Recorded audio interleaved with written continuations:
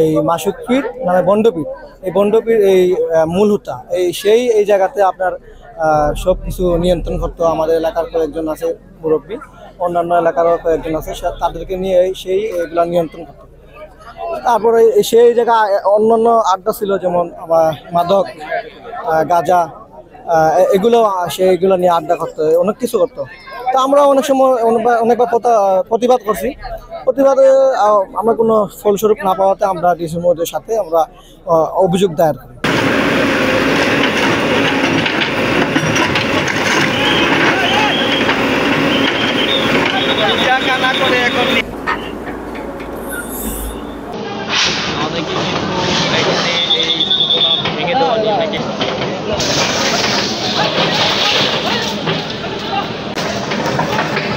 অনেক গরিব মানুষই এখানে জায়গা কিনেছিল, ভূমি কিনেছিল।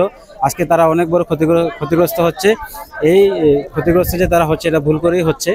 সরকার যদি তাদের পুনর্বাসনের কোনো ব্যবস্থা গ্রহণ করে তাহলে তাদের জন্য উপকার হবে, এবং ওনারা আইনগতভাবে মামলা করতে পারে যারা তাদের সাথে জালিয়াতি করছে, যে দলিলের মাধ্যমে শুধুমাত্র 300 টাকা স্ট্যাম্পের মাধ্যমে যে জায়গাগুলো বিক্রি করছে, তাদের বিরুদ্ধে আদালতে মামলা করতে পারবে এবং খুবই দ্রুতভাবে এটার রায় কার্যকর হয়। আমার জানা মতে যে 3 মাসের মধ্যে এই রায়গুলো তারা পাবে।